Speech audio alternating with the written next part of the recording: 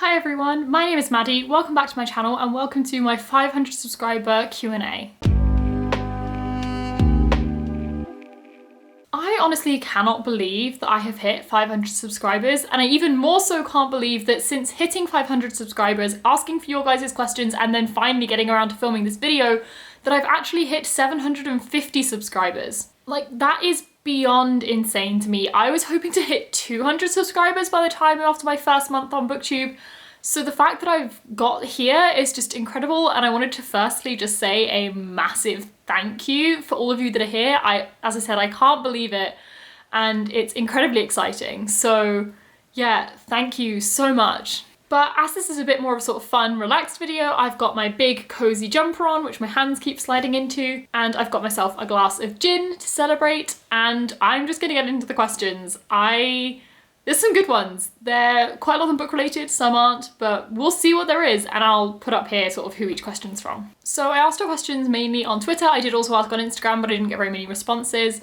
But I've just looked at the tweet and there's a lot of questions on here, so I don't know how many we're going to include. I'm just gonna work my way through and we'll see how many I get to. So the first question is from Janet, and it is, what book or series of books got you into reading, or what is your earliest memory of loving a book? And I'm kind of gonna roll both of these questions into one, and I've actually got a few answers. So the first answer is Before I Fall by Lauren Oliver. I remember getting this for Christmas when I was maybe 12 or 13, I'm not sure, something like that.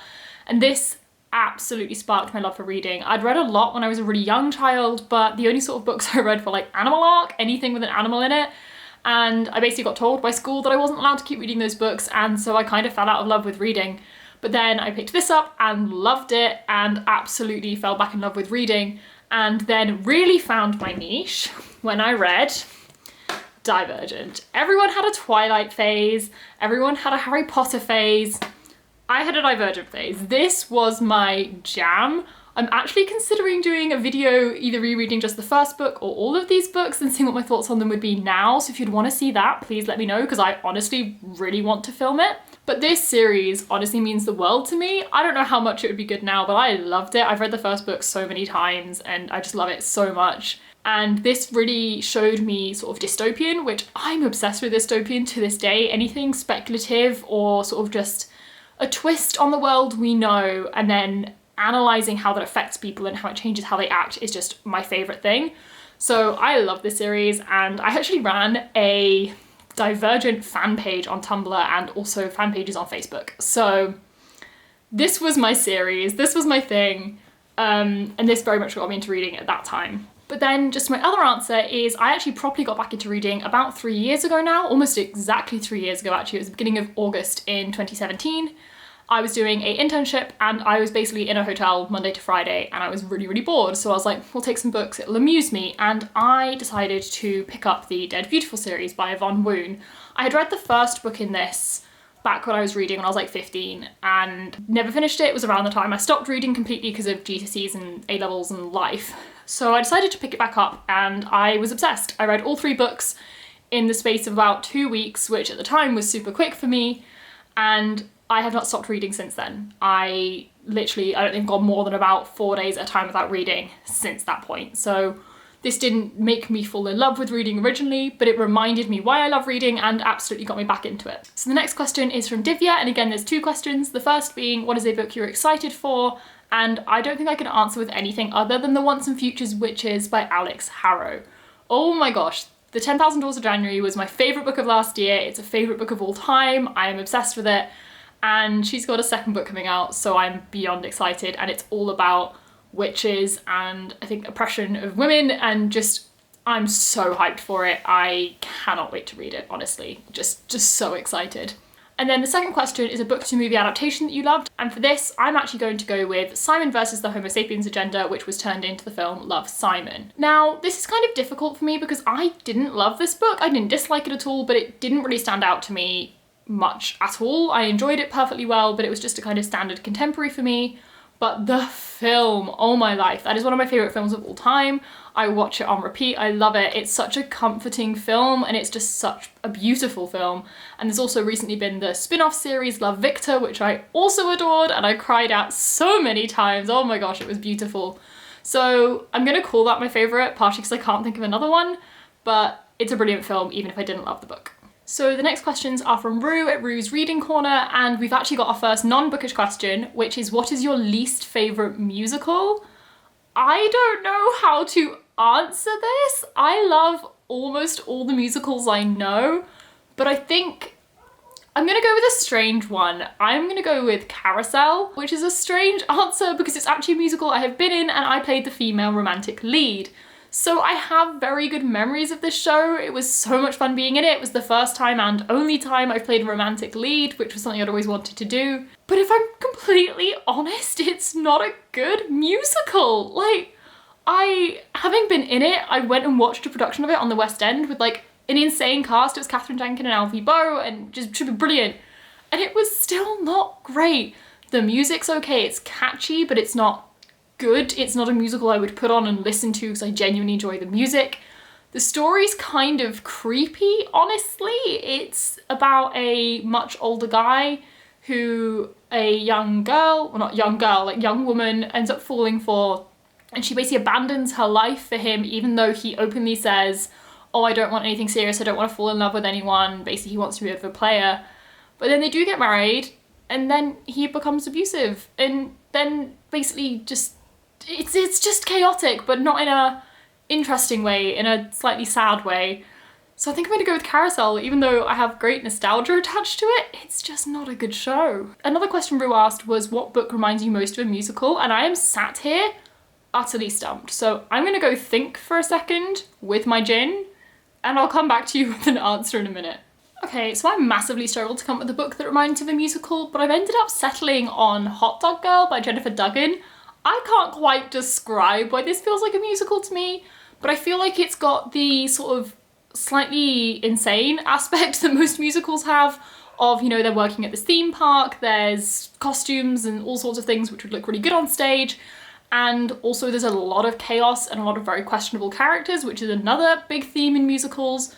So I kind of feel like this has a vibe that reminds me of a musical in some way, but I'm also just gonna say, if I had to pick a book I want made into a musical, can we please have Red, White and Royal Blue?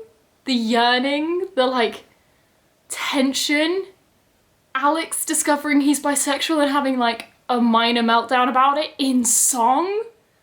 I need this as a musical. It would be amazing. Can someone please make this happen? Thank you. So the next question is from the lovely Rachel at Rachel Kerris, and she has asked if I'm an indoor or outdoor reader. And this is indoor. Basically the answer is indoor, and there's no really question about that, especially as I live in the UK, so 90% of the time it's raining outside, and even when it's sunny I feel like I'm worried about getting sunburn or it's really glary off the page. So yeah, I almost always read indoors, preferably somewhere with a huge amount of natural light though, so it doesn't feel gloomy. But she has said that my reading den counts as outdoors. So for the past month, I'm definitely an outdoor reader. I'm not spending as much time out there now, but I do spend a lot of time reading outside in my reading den. If you've not seen me make that, there's a whole video on it, and I'm spending a lot of time there. So because of that proviso she's put on the question, I guess for now, outdoor reader, but realistically, indoor. I will curl up in bed or a comfy chair, and that's where I want to be. So the next question is from Naomi, and there's some really good questions here. So the first one is, what is a trope that you love and a trope that you hate? For a trope that I love, enemies or rivals to lovers, honestly give me that tension and make me sort of root for them before they even know they want to be together. That's my absolute top thing I love. But a trope I hate, it's difficult.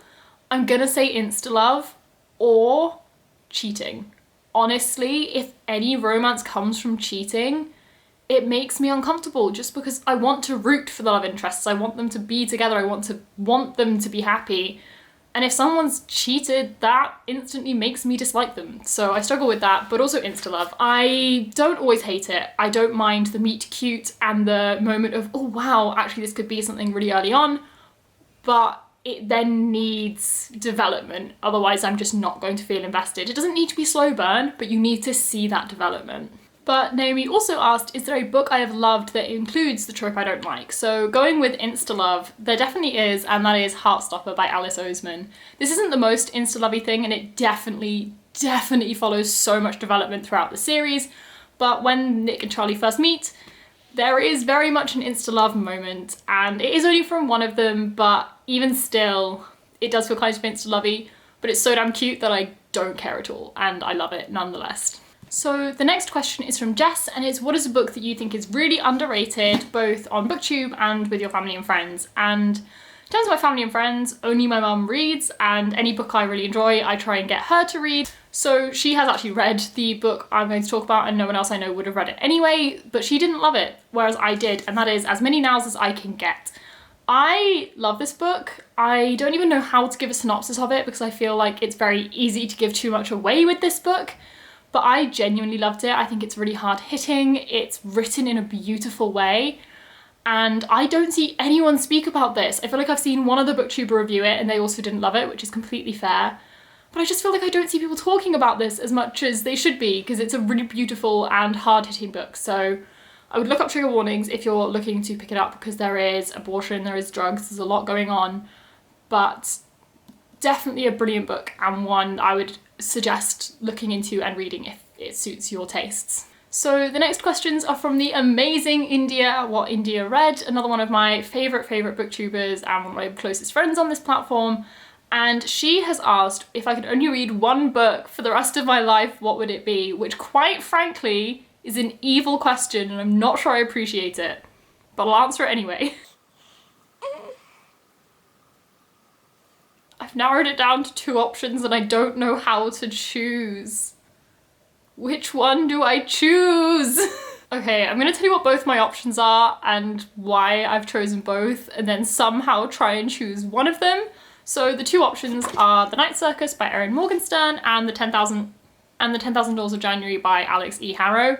You can tell from the tabs that I love both of these books, and I don't know how to pick which one. So The Night Circus is beautifully written. It's this slow, sweeping story that's fascinating and can be reread forever and never get dull because you will pick up more detail every single time you read it. So I do think this would be a really good option, as I genuinely feel like I could reread this book 20 times back to back and it wouldn't get old, as it would be beautiful every single time. And then there's 10,000 Laws of January, which is again a beautiful, lyrically written book, but this has more of a sort of, I don't want to say exciting plot, it's more fast paced, there's more happening. So I almost wonder whether this one might be better for multiple rereads because it would draw you in a very different way. I don't know, but I think we're going with Night Circus. I feel bad choosing just one book, but we're gonna go with Night Circus because I've read this multiple times and I know it holds up on reread, whereas so far, although it'll probably change soon, I have only read the 10,000 Laws once. I feel guilty, but I do think this would be the perfect book to just reread again and again forever. So I'm gonna go with this, but I don't like this question. It was mean. India also asked, do I have any favourite sort of passions or hobbies other than reading? And yeah, I definitely do. The biggest one being musical theatre, which has already been mentioned a couple times in this video, as quite a lot of you clearly know. I like musical theatre, so have asked me questions about them. But other than that, I would probably say journaling, though that feels like really wrong to say because I've not journaled in months because I've been busy. But I love journaling. I sort of journal as a mix between a diary and an art project, so it's very much about things that have happened or things that are happening because I like having a document of things I've been up to, but I also spend a lot of time making it pretty and making it look nice, as it just brings me a lot of joy, and I like being creative, I like doing artistic things, but I've never been very good at just sitting and making a piece of art, so it's quite a nice in-between for me. So the next question is from Darian, and that is, if I could play any role in a musical, what would it be? Which is, again, not a nice question, because I could list about 30. Oh, okay, we're gonna go through a bit of a short list, and I think I'm going to limit myself to only female characters, because if I start gender bending, then this list is gonna grow forever and we're never gonna get anywhere. Actually, do I want to do that? I kind of want to include male characters.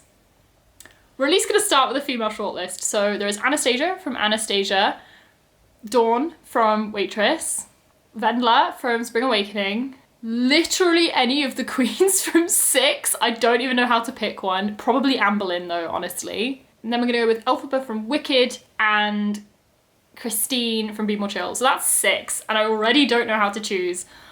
I do think it might have to be Anastasia though. That's very much the first one that came to mind. That's probably out of those musicals the one I've loved the longest, as I loved the film when I was younger.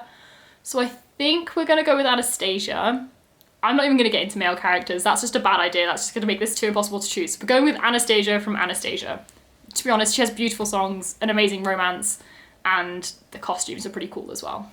So the next questions are from Celeste, and I love these questions. The first one being, how many books do I own? I don't know exactly.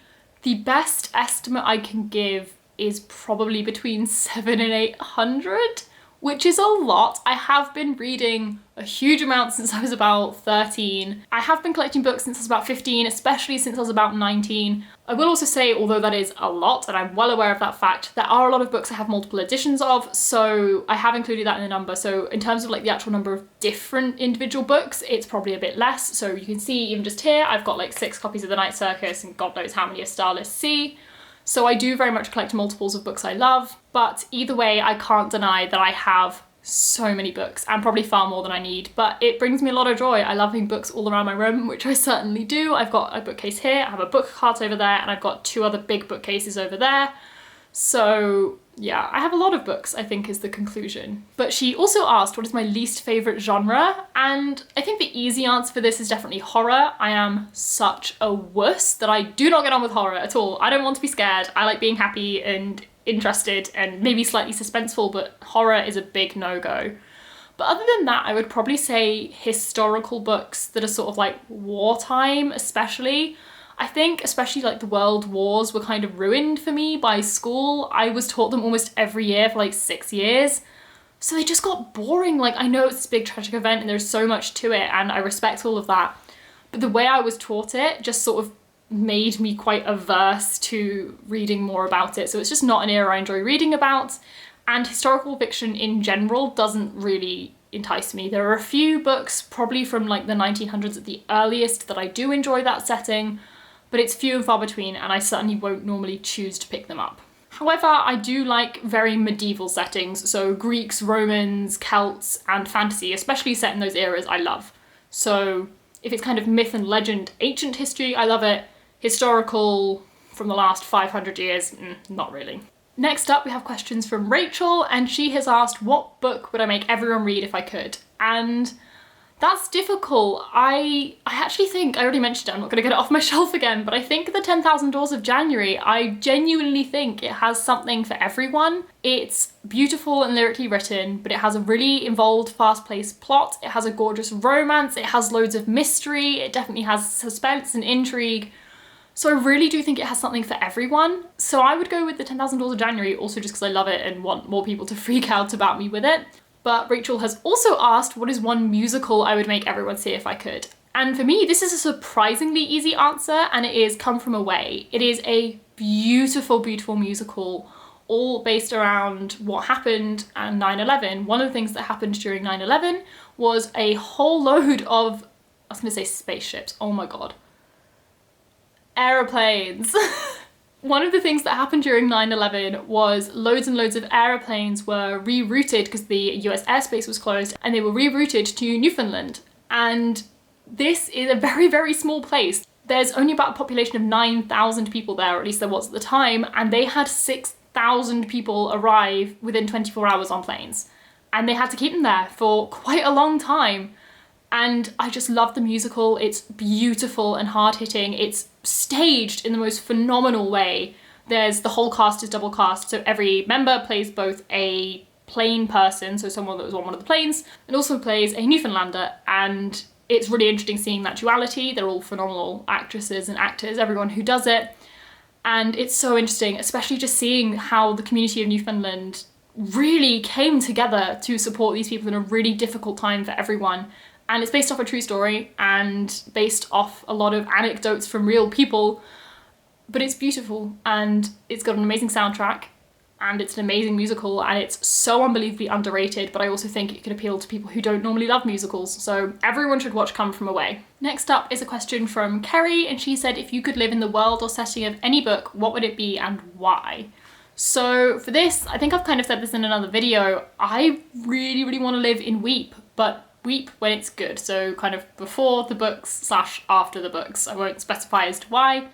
And this is the fantasy world from Strange the Dreamer, and it honestly just sounds beautiful and magical, and I can't explain why. It's probably mainly due to Laini Taylor's writing, but anytime I read about it, it just feels so like a place I want to go to and a place I want to see and a place I'd love to live in. So we're gonna go with Weep.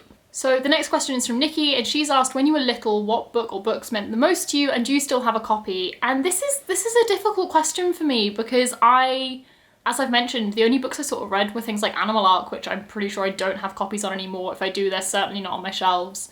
But I didn't really have anything that stood out as particularly special. The only things I can think are the Dr. Seuss books, and I think that's just because I loved them when I was really young, and I know our family copies are still around, and because they're such old copies, they feel special and like something we wouldn't ever want to get rid of. But the only other one, which isn't even really a book I read, is 'Twas the Night Before Christmas, because every year on Christmas Eve, our family reads it.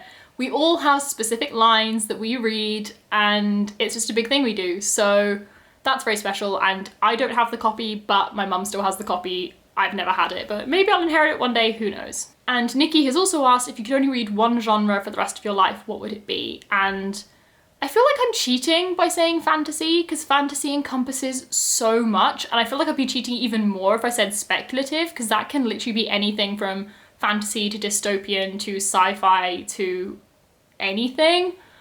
But I think probably fantasy, because I love fantasy worlds, but you can get real world issues and people and storylines in a fantasy setting. So by reading just fantasy, you're not really missing out on anything, whereas if you were just to read contemporary, you don't get the fantasy world. So I think fantasy is probably the best bet. So next we've got a whole list of questions from Krista. So I've got my phone here and we're gonna do a bit of a quick fire round. So let's go. What video of yours are you most proud of? Dart Attack, linked. I loved it. It was fun to film. I'm super proud of it. Favorite thing about Booktube? Oh, I don't even know where to start with that. This is not a question designed for a quick fire round. I love the people, the community is insane, but I think my favorite thing just has to be that I will never ever ever be without a book recommendation. I could watch almost any video from people I know I have a similar reading taste to and instantly have 5 books I want to read. So I like that resource of always having the next book on my TBR ready. Next, what are some of your favourite small booktubers? Okay, we're gonna go through a list. Katie from Brightness Katie Reads, Rue from Rue's Reading Corner, Tammy, can't remember her channel name, Rachel from Rachel Kerris, India from What India Read, Ro from Rowan Reads. If there's more, they'll be linked down below, but that's a short list of people I love. Next one, book you want everyone to read. We've done that one, 10,000 Doors of January. Favourite movie, the last 5 years. It's a musical, shock horror, it's amazing. Jeremy Jordan, who you won't know unless you know musicals. Anna Kendrick, who you will know, she's phenomenal. She actually came from Broadway, in case you didn't know, she didn't start in films. It's amazing, it's beautiful. Look up a synopsis before you watch it because the storyline and timeline is confusing and it didn't make sense on my first watch, so watch it, but look it up first. Next, favourite TV show? Ooh, Smash. Musical theatre, I'm really a stuck record with this.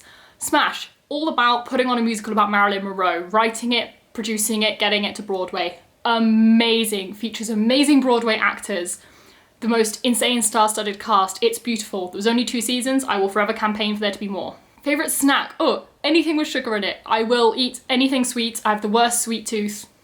Sweets. I don't really care. Probably strawberry or fruity flavoured. What's your dream job? Ooh. Am I allowed to say being on stage in musical theatre? Am I talking about musical theatre too much in this video? Probably. Being on stage in musical theatre, it won't happen. I will do it for fun forever though, because I love it. Okay, next we've got a whole load of questions from Justine. So some of these I will answer in detail, but we are going to do a little bit of a speed round again. So, have you always been a reader? Kind of. I've come and gone with it. Now, yes, absolutely always going to be a reader. If not, what sparked your love of reading? I've already been through those books. Other than that, I don't really know. I guess getting into Booktube has really kept me on track with reading, as I'm hearing about books a lot. But other than that, I just enjoy it. What are your favourite and least favourite genres? Favourite fantasy or contemporary, least favourite historical.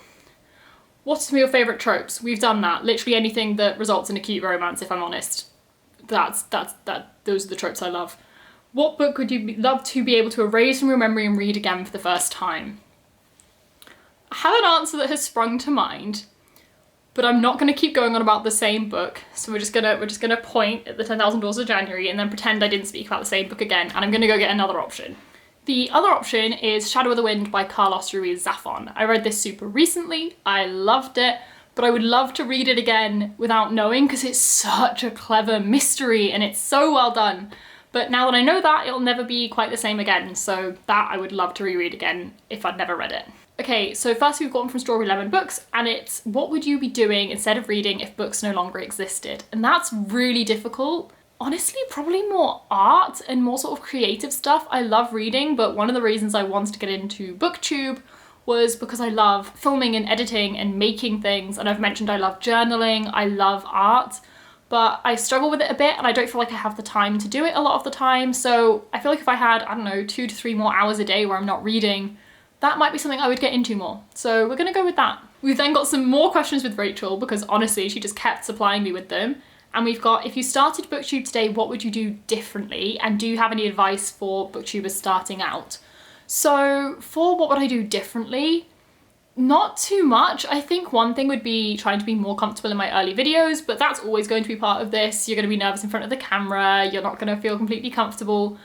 But I think that's quite important. Another thing I say I would have done differently, but I'm still doing it, is possibly not be so strict with the schedule. I'm trying to be really strict with doing 3 videos a week at the moment. And I feel like I could live to regret that. For now, it's okay. We'll see if that continues, but I feel like I should probably try and be a bit more relaxed with my schedule. And then advice for new booktubers. This isn't actually advice I came up with. I can't remember where I heard it, but I think it's brilliant advice, so I thought I would pass it on. And that is to film 2 videos which you are never intending to post. I didn't personally do this. I didn't feel I needed to, but if you're uncomfortable in front of a camera or don't know how to edit and you're learning all of this, it's quite a good thing to just take away all of that level of worry, because no one's going to see it. No one other than you is ever going to see it. Film these videos with no intention of ever posting them. If you finish editing them and are happy, then yeah, post them of course, but don't film them thinking about people watching them. Film them to get comfortable, learn your camera settings, learn where you want to film, learn how to edit, and then you can start thinking about how to present yourself that would make you comfortable for other people to see and things like that. But it just takes away that anxiety when there's enough other stuff you need to think about right at the beginning. Next, we've got some questions from Antoinette, but I'm actually just gonna pick out one because I'm running out of space on my memory card, so we're in a bit of a rush. And that is, what do you wish fantasy authors did more in their writing? And I have 2 things for this. The first being, I wish they would stop bringing people back to life. Now, sometimes this is done exceedingly well, so I won't try and give spoilers, but an example where this is done well is in Lady Taylor's A Daughter of Spoken Bones series. But that's because there is a whole basis of reincarnation as the plot, so when people come back, it makes sense. But there's so many fantasy books where I read a character death and I'm in no way affected by it, because I just know in the back of my mind, you can tell from how it's written, that they'll be back in 20 pages or 50 pages or 2 books. And so it doesn't really hit the same way. So I really wish authors would have the confidence where necessary, not unnecessary deaths to cause emotional effect, but where necessary to just kill a character and leave them dead. Sometimes that's okay. You don't have to reincarnate everyone. And the other thing would definitely be, I would love to see more long-standing relationships, as is often the way in things like contemporary as well. You see the relationship coming together, but I feel like especially in fantasy where the focus is a battle or a war or literally anything, I would love to see a couple battling that together and there never being any question or tension in the relationship. It's just them doing that together. For example, in the Saga graphic novel series, I am loving that that is a formed relationship, although with tension due to them being different species, but it's them working together to battle the odds instead of working together but also trying to get together. It just would be nice to see. So for the last question, I'm just going to pick one of the questions I got off Instagram, which is from Gazer of Books, which is, what was an unexpected favourite book? And this is what I've already spoken about, but I'll just really quickly, it's Shadow of the Wind by Carlos Ruiz Zafon. I've already mentioned I don't love horror and thrillers and I don't love historical fiction, yet one of my favourite books is a historical mystery kind of thriller. So I can see why this was not a book that I expected to love, but I absolutely did. It was beautiful, it was fascinating, so that was certainly an unexpected favourite. So I think that's all the questions. I feel like I have way too much footage and this might be a really long video, but we'll see in editing what I get it down to. But thank you so much for asking all the questions. Thank you again so much for getting me to, well, now 700 subscribers. That's beyond ridiculous and I will be forever thankful and I can't wait to continue doing this. But yeah, if you have any more questions, feel free to comment them below and I'll just reply in the comments. But thank you so much for watching. If you enjoyed this, please give this video a thumbs up and subscribe if you'd like to see more content from me. All my other socials are linked down in the description if you'd like to connect in any other way. But that is it for this video, so bye and I'll see you in the next one.